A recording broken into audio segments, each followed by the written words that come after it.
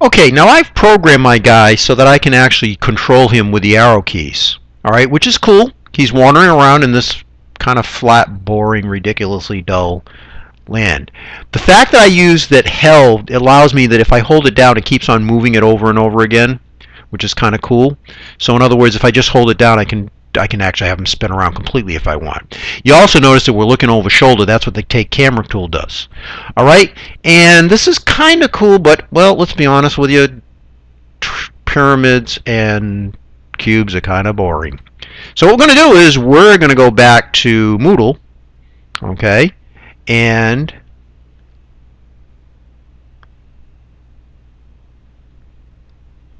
we're going to open up. Okay, well, I'm going to be doing this. I realized it was kind of dumb not to have an open tab, so you should probably have an open tab. If not, you're going to have to create a new tab and go back and log back in and do all that. But you notice there's a link to characters, so I'm going to click on this and see what that does. And what that does is that gives me a whole bunch of different characters I can use. So I'm going to go, let me see, I want my hunter to be a people. And unfortunately, there's only one person, there's a fireman. So I'm going to click on him. And you'll notice that there's a whole bunch of different things here. Now, what we want is the object file. So I'm going to click on where it says Fireman Object, and it's going to open up this really very complex thing. Now this is actually a 3D model, and this is telling you what it goes into creating this guy. It's a very complex thing. All right. But what I want here is this link to the object file, the whole thing, web.mit.edu, dgj window, www, web, shapes, people, fireman, fireman object. Okay, we want that. I'm going to go Control C. Now I'm going to go back to my simulation and say, I want to make that guy a fireman. I'm going to stop this for now.